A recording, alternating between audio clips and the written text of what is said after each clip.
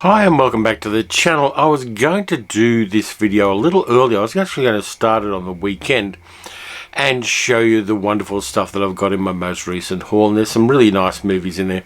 There's one or two other things as well, but didn't happen that way because, and don't worry, I'm going to tell you what the movies are and I'm going to talk about them a little bit, but because I had an accident. Not a big accident, not like broken bones and subdural hematomas kind of accident, but an accident. I was in a restaurant in Dalesford, nice country town about an hour and a half out of Melbourne, and I was looking for the toilet out in the back courtyard. What happened was I was wearing a mask because at that stage we still had to wear masks, which has since changed. We don't have to wear masks in outdoor settings now. But I was wearing a mask and I walked down a step without realising there was a step there because a couple of things. First off, the mask partly blocked my vision looking downwards. And secondly, I have a slight abnormality in my vision where I can't see things that are just slightly downward and to my right. And I fell over. And I skidded along gravel. And it hurt a lot. I was a bit stunned. And prepare yourself. That happened. It looked a lot worse 2 days ago, but it happened and it hurt, and I had bruising along my right side of my leg and on my stomach, and my shoulder jolted a bit.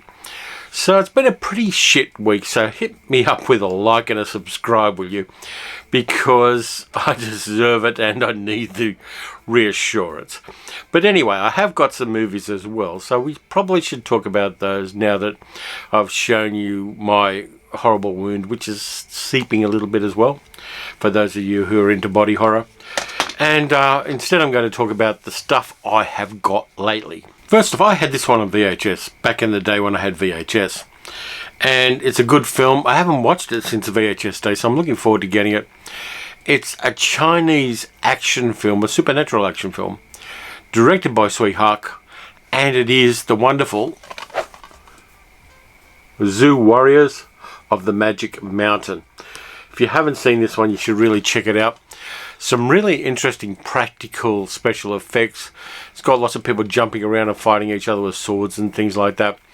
I'm saving it until I really want to have a nice fun action film night, and I really like it. I like Schlock's oeuvre, let's say, and he's done a lot of action films. He's done a lot of films, hundreds. Got to be. I'll put the number up here. I'll go look up IMDb and tell you how many films the guy's directed. Leave it to say it's a considerable amount. And this one is a lot of fun. Nice Blu-ray. Got it from Zavi, and I am looking forward to revisiting that one a lot. Second one I watched last night. A movie which Sally is still giving me shit about watching because she watched it with me. It's the first film by a very famous film director.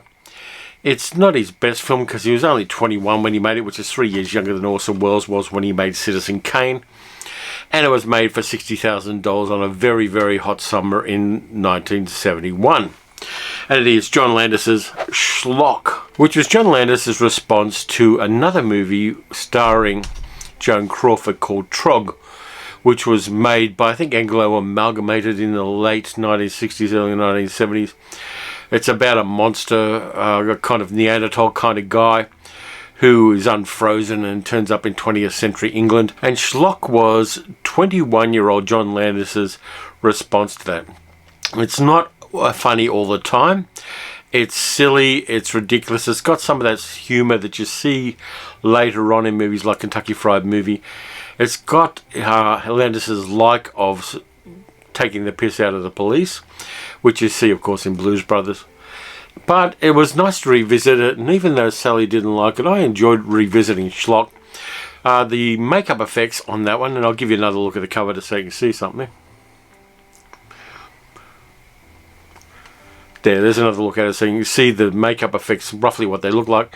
Were done by Rick Baker, who was just about the same age at the time. Rick Baker, of course, has gone on to do a lot of really great special effects works, and I believe he's won an Oscar as well. So revisiting Schlock was a lot of fun. It had that kind of drive-in movie silliness that we all know and love. And if you can get a copy of it, I definitely recommend it. It's got a slightly old commentary track by Landis and Baker, which probably dates back to the start of the century, but it's still worth getting, and it's got a couple of other little bits and pieces in it, but nothing really kind of Criterion level as far as the extras are concerned. But it's worth checking out if you're into 1970s comedy horror. The next one I haven't seen since, I saw this at the Bondi Horror Cinema when it first came out in the 1970s. It's an English horror movie starring a very famous actress and one of the doyens of horror cinema, and it is Theatre of Blood,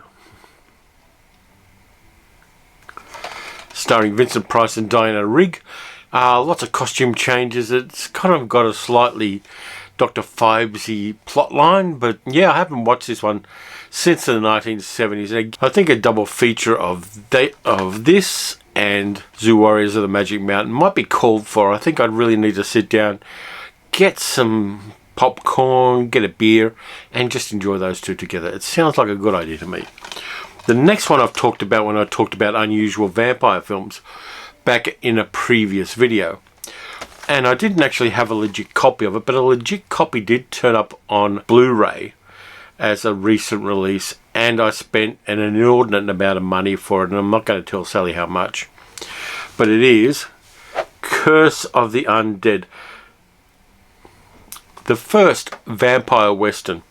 It stars Michael Payton, Australian actor, as Drake Roby, a vampire gunslinger. It's got Eric Fleming playing a very stiff pastor who is also the town sheriff. And it's one of those kind of C-grade pictures that Columbia Pictures did in the late 1950s. They actually did some interesting movies that were horror or supernatural related at that time. And this one is definitely an interesting little effort. It's not A-grade, it's not wonderful in every respect, but I think Michael Payton was very good in it, playing the vampire, and it's just got that little bit of difference that makes it worth checking out and filling your collection with. Well, not filling your collection, but adding to your collection, so that you can drag it out and go, hey, you want to watch a vampire gunslinger movie? Here's the first one. Boom. And you've got them there. So, looking forward to revisiting that one. The next one, I talked to my friend Trev today. We had lunch with Trev and his partner Sue-Ann. And Trev is the #1 fan of this particular franchise, of which I'm going to show you a very bare bones and cheap Blu-ray edition that came out recently and I picked up from Amazon. And it is The Phantom from the late 1990s, starring Billy Zane, Kirsty Swanson, and Treat Williams. It is not very good. Directed by an Australian director, Simon Windsor, and I think parts of it were filmed in Australia. It's kind of a little bit like The Shadow and a little bit like Indiana Jones, but not really. And it's worth seeing. Let's put it that way. Trevor and I were discussing that it wasn't a particularly good film. In fact, he said to me if I wanted to sell this, he knows somebody who is willing to buy it. Because fans of this particular franchise, the Phantom, the comics, and all of the other ancillary material of Lee Falk's interesting creation of a white man in a jungle who is from a long line of heroes, is a franchise and is a kind of series that has an enormously passionate fan base, of which Trevor is one. And he kind of said to me, yeah, I can get this sold for you at a good price anyway. So I'm going to keep it anyway. I'm not really in the market for passing on movies that I've got in physical media because I can make a buck out of it. It's not the sort of person I am. So we'll keep that one. And the good thing too is it's one of those very, very thin Blu-ray cases, so I shouldn't have any trouble finding storage space for it. So I watched that yesterday and it was kind of fun to revisit. I think that the editing needed tightening up and there were some special effects bits that don't play very well to a 21st century audience. But it was a silly kind of B-grade adventure film, which is sometimes just what you need on a rainy day, and it was rainy yesterday. Next one's a bit of a deep-cut cult movie. Directed and written by George Axelrod, who did a few interesting films, including one that I want to get a copy of. Let me know if you can get a copy of Secret Life of an American Wife, which is a kind of comedy satire that he did in the 1960s. This one is slightly different. It's mad. It's a part beach party movie, part black satire about California and America in the 1960s. It doesn't always land its punches, but it is kind of fun. It stars Roddy McDowall in Tuesday World, and it is Lord Love a Duck. And it's got one of my favourite actresses of the 60s in it as well, Lola Albright. She is really good in this movie. In fact, she won an award in a movie festival in Berlin for playing the role of the Tuesday World character's mother in this film. The plot's kind of weird and loose. Roddy McDowall plays a character called Alan, who kind of becomes the muse and the mentor for Tuesday World's character Barbara Ann, who is the kind of ditzy and ambitious high school blonde, and Alan decides he's going to give her whatever she wants. Now, he's very, very intelligent. He's an anarchic person in this life of the high school to which he's attending, and he does some really weird and wonderful things in this movie. The weird thing too is that even though he's playing a high school senior, Roddy McDowall was 36 when this movie was made. Tuesday World was 22, which is kind of passable. But Roddy McDowall in Lord Love a Duck is 36 playing a high school senior, which may be a record. The movie does have a really nice soundtrack by Neil Hefti. It's directed in a very anarchic style. It's a shame it's not in colour, because in black and white it just doesn't quite have the gonzo wonderful weirdness that we'd expect from a 1965 kind of beach comedy. It actually satirises beach movies. In fact, there's some really interesting things said about people like William Asher, who made his buck on not only Bewitched, which starred his wife Elizabeth Montgomery, but also from making beach party movies. So it's got some satire in it, but the satire sometimes doesn't land. But it's very darkly comedic, and there's some really weird plot turns in this one that make it memorable if you've seen it. If you haven't seen it, it's definitely a hidden gem, deep cut that you should check out. Kino Lorber have released it. They don't have too many. They don't, in fact, have any extras in it. But if you haven't seen Lord Love a Duck and you like weird comedies, it's worth checking out this one. This one came today. I'm happy about this. Even though I've already got a DVD copy of this, which I'm going to give away to some worthy person I know. I've got a couple of people in mind, but we'll see how we go. But this one is actually the imprint version from England, and it is directed by the great Mario Bava, one of the great pop culture movies of the 1960s, Danger Diabolik, with John Philip Law, Marissa Mell, Terry Thomas, Michelle Piccoli, and a great soundtrack by the maestro Ennio Morricone. It's a movie you should really check out. It is just 1960s grooviness in a very thin box. Based on a fumetti, an Italian comic strip, written and I think drawn by a couple of Italian sisters. Danger Diabolik sits with movies like The 10th Victim in that weird space of 1960s groovy Italian genre films. It's kind of slightly science fictional. It's got some beautiful hanging mats and other special effects. It's got a couple of black and white E-type Jags that the hero, anti-hero, Diabolik, and his girlfriend Eva drive around in. It's just 60s grooviness at the max, and I'm going to re-watch this one because I think is it 4K or is it a 2.5? Either way, let's see. Yeah, it's a 2.5K. But it's the first time on Blu-ray, and I'm really going to enjoy watching this because I love this particular era and this particular genre of cinema. You should check out Danger Diabolik if you get a chance. It is groovy. Then when I was at Daylesford, before my unfortunate interaction with gravity, we went to a place called the Mill Market, which is a kind of second-hand antique market. But they also have movies and DVDs and other memorabilia. They have some really weird stuff on the walls, and I'll do a bit of a montage of the stuff on the walls while I'm telling you about it, including a life-size statue on the wall of Harold Lloyd hanging from a clock.